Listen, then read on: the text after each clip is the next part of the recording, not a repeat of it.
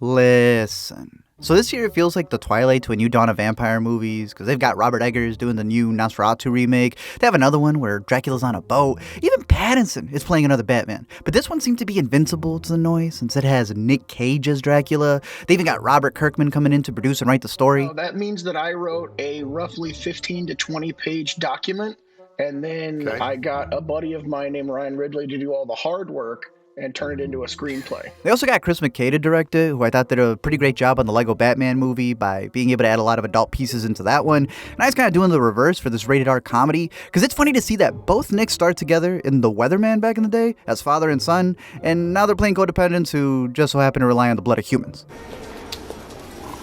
You're a kid, Mike. Fuck. Personally, I thought it was pretty fun and it was worth the rent it, because every time Nick Cage is on screen, he's definitely the standout. And while I know it's called Renfield, the Aquafina and Holt scenes don't really match up to his, but anytime they did the action, I thought that the practicals really delivered, and the gore was way bloodier than I thought. But overall pretty good. 3 out of 5 stars. Now, I'll be keeping all the blood, because honestly, there's no way to cut around it. So, before we get into full spoilers, a big thanks to this video sponsor, June's Journey. It's the mobile detective story taking you back to the Nosferatu days as you help June solve the murder of her sister. For free. It's loaded with a bunch of chapters, making it more entertaining than some of these new streaming services, with the added bonus of having it be an I Spy game that you have in your pocket. It even has you go full noir as you mark down all of the suspects in order to figure out who the perp is through all of the twists and turns, while also having you dig out your place since June's loaded more than Gatsby. So big shout out to June's Journey for keeping us going while we're in between screenings for all of our current festivals, because honestly, it mops some of those selections. So if you want to support LME by just playing a game, then click the link down below and download the game for free on any device that has an app store and start solving more cases than Rebecca. When there's real crimes happening out there. Let me explain. So the movie begins with Renfield giving us the LME on their history, where he kind of breaks down how this is a sort of secret sequel, and where they even recreate the 1931 one. So what would happen was Nick and I would be on set, and then they would play on video playback and sound playback Dwight Fry, and then we would hear it, and then he would ping pong and recreate it, and then they would do Bela Lugosi, and I would hear it and ping pong and recreate it. So it was like action, playback, action, until we got into this groove, and we had to line it up specifically with the frame from the 30s classic. So every move had to match. So it was a timing and a vocal thing. After recapping all their family lore and what they did in the shadows, we cut to present-day New Orleans, where Nick Cage actually has a grave already picked out. He's just chilling on his throne. Even though he has a bigger blood bank than a politician, he still has his lackey seek out the purest bloodlines for him, because while Dracula feasts on fresh humans to get his powers, man, they have poor Renfield feasting on Met Gala guests, and hearing that he actually ate over 100 bugs on set is one thing. Still eating them on the press tour? That did not taste good. Ooh. I would not recommend. They do get a little stuck in your teeth. Yeah, do they get stuck? Yeah. We're all live. Like I said, I know that the movie's titled Renfield, but Cage is worth the combo price. The man once tried out for Superman, and now he's owning as Batman. They had him in the chair for 8 hours while they put over 20 pounds of makeup on him, and the effort just shows. In every scene, he's just so sweaty and grotesque. You know, they had him moving like a snake. Probably even has some of the best behind the scenes, since he was keeping in the teeth all day. You have a top hat in one scene, you have a cane. That's from the Stoker novel. The teeth, I wanted to kind of mimic the Lon Chaney Sr. London After Midnight, all sharp teeth, using Bela Lugosi's outfit and Christopher Lee's when Dracula gets bloodlust. We use those contact lenses. Now, I know that his uncle, Francis Ford Coppola, did do one of the best Dracula movies out there, but I know that Cage's favorite was Christopher Lee, who did like 10 vampire movies, and yet his career is so stacked that it's a flex to have a dozen movies appear before even one of them. But really, this is a take on Dracula that's full rock and roll. Previously, Nick did that movie, Vampire's Kiss, where he plays an agent who slowly becomes a vampire after going on a date. But on my rewatch, I realized the metaphor that it was, because I found out that it's actually about the director's toxic relationship with his girlfriend and how he felt that being with her was turning him into a monster. And that lady was a producer on the film? Well, Nick claimed that that's still his inspiration, and even his favorite movie if they restore all the deleted scenes, because it's actually what inspired Christian Bale for American Psycho. It's incredible. It's really incredible. In it, he mimicked the Nosferatu walk from the classic. They had him running up to civilians who didn't even know they were filming, even went full yonkers and ate a live cockroach. But I love the memes that were created by it, because he was trying to break the record for an actor who can make his eyes the biggest on screen. Oh God, where am I? You're in the goddamn crapper hole, and I'm trying to take a dump, so either shut up and leave the goddamn acting lessons for home or go back to the ladies' room. And now, over 30 years later, he's still a vampire, demanding another Nick to go get him warm bodies. And it's still a toxic relationship. Like, this man hits him with the low blows. I am your only friend. And then lower blows. Renfield is afraid, so he drags himself to a support group of people trying to get out of codependent relationships. And while at first it doesn't help, at least to have snacks for them, and him too. But shout out Curtis from the other two, because that's a show I highly recommend. Well, take a seat and let her rip. Okay, thanks. Okay, yeah. Fuck Carol, I guess. I hate her too. Renfield ends up becoming like Dexter, where he justifies his killings for Drac by, scoping out all the meanies who put all these people into this therapy session, and, that way he supports groups. That is until he runs into the Mafia, boss's son. You know his real name is Tedward Teddy Lobo, and it's Tedward Teddy Lobo. It's not a nickname. His middle name is Teddy. Teddy. Yeah.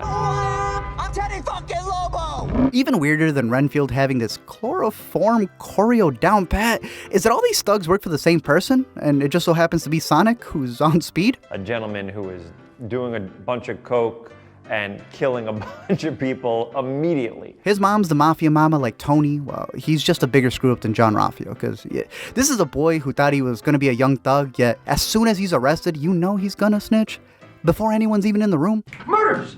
That's where we meet Rebecca, the newbie cop who's carrying all the justice on her back, with a partner who's just there so he won't get fined. What attracted you to this project? What made you want to dive into this kind of comedic side of Dracula? Well, I'm a big fan of employment. Her sister's also in the FBI since their father was the police captain at one point, who was killed by the mob since he decided to die a hero before he became the villain. And I thought it was cool to note that his name is Quincy Morris, who in the book also tried to take down Drac, yet here, they leave you plenty of clues that this precinct does not care. Everybody knows the Lobo family makes the rules, isn't that right? And ain't no one listening to Awkward Fina.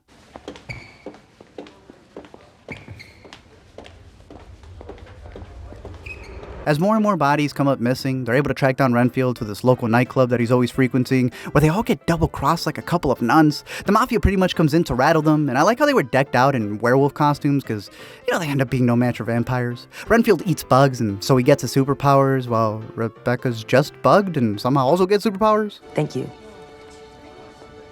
You saved my life. Poor guy really was just missing feeling that gratitude, Like, there's even a deleted scene after this sequence where he breaks out into a song, bug people and all. Rennie gets tired of being a post-it note afterthought and eventually makes a breakthrough in the group in order to move on. And I think that's where the movie does a great job of covering serious issues in the goofiest way possible. Like, in terms of those power dynamics, Nick Cage even said that he was inspired by Mrs. Robinson from The Graduate and how she was able to seduce. There's even a whole religious aspect to it. God, Renfield. The idea of an immortal being giving you eternal life by shedding blood as long as you're a faithful servant who gathers bodies for him. The most innocent and pure, of course. I am your only salvation. All while this begotten child chooses to be mortal among men. Please, I should never have forsaken you. And then you get hit with an Old Navy mid-roll. Oh, and update that wardrobe to this century. Funniest thing about it, though, was that, after the glow-up scene, right, they credit another store. I really like your sweater. Oh, thank you. I went to Macy's. Oh. Dracula finds out about Renfield's second act change and welcomes himself into his apartment, where he realizes the church has been indoctrinating him, and this man pulls up with a master's degree in manipulation. However, I'm the real victim here. Drac then goes to visit his support group for the snacks, but I just gotta call foul play on this, because his foot was already in there before he was invited. That's a tech. Meanwhile, the mob goes full CSI and hacks their way into Drac's new lair. Yes, I can get you access to whatever you want. Yeah, and then we enhance. And that's where our main characters get hit with the big twist, because it turns out that the cops are corrupt. In New Orleans. Even in real life, the crew was getting robbed because I guess it wasn't overtime. But one neat thing to note is that if you rewatch the shootout scene from earlier, you realize that her partner was setting her up the whole time, and that's why he dipped. Can you order me a number 3? The toilet just ordered a number 2. After the movie critiques Nola without really showcasing it, our heroes escape and keep things down low by going to Cafe Du Monde. At this point, Teddy shared some funny scenes with Drac, and they've kind of become familiar, pretty much turning all the Mafia minions into mini Renfields, which Seems like a lot of neck to give in that short amount of time, but no explanation necessary. They get an update on the script that they've kidnapped the sister, and that leads to the apartment raid scene, which I thought was pretty cool. Pretty much Renfield eats bugs like it's Popeye's spinach, and then all these guys are finished. Like, they got Chris Brewster and his stunt team who did the Daredevil hallway scene to do all of the stunts, and they're mixing comedy in with the gore. They're pulling off arm effects, match cutting perfectly in the edit, and even have some of my favorite bits of the year with the face-off move and this X-ray kick that I thought were awesome. They then take the final fight back to the Mafia lair, where Renfield Hakuna Matata's another meal as he goes down with all of the goons, and as Dracula corners Rebecca. See, he knows that she's supposed to be the purest in New Orleans, so he gives her this kiss of death and tries to promise her justice. But justice is blind. Drac then just turns into a bunch of bats in order to move them into the next scene, as Becky shoots his foot in order to heal Renfield, and then they try to cage Nick in the goofiest way possible. I've never been on Wiccan Wiki, so I don't know how these, portals, circles, how they have the doors open from the outside and not the inside, but what I do know is that those lines were not on the floor from the frame before. Nick halts him in his tracks and beats out on him like Wolverine as he stabs him with his own tusk, trapping him in the cocaine circle. I will no longer tolerate abuse. In the end, the two end up making the city way dirtier, but they cleanse their souls as they overcome their dark counterparts and find a way to live happily ever after. We all know Cage is going to be the only one who will live forever. This man has a pet crow. Thank you all for checking out this video. I'm curious to know your thoughts down below in the comment section. Again, a big shout out to June's Journey for sponsoring this video. Really appreciate that. Because in terms of video game, Renfield seems to be making a huge franchise. Not only do they have a video game, but I'm sure they'll be looking for, other stuff to be able to build out so they could suck the blood out of the entire story. But I'm curious to know any other picks you guys have in this genre that I think, I'm pretty sure it's called Splat Stick. I think it's a very interesting way to be able to get not just remixes for classics, but also explore new things. Because I know that Nick Holt is going to be in the Nosferatu one with Robert Eggers, so that's going to be an interesting way to see how he goes from this genre to something a little bit more serious. But for a fact, I definitely want to see more Nick Cage as a vampire. I don't even care if he's Dracula, just a vampire in general, because those the credits had these camera tests that they were showcasing of him, and he was just having a blast. Other than that, let me know your thoughts on this movie or any others, and until next time, don't forget to comment, like, and subscribe, or Nick Cage will knock on your window. Let me explain something to you.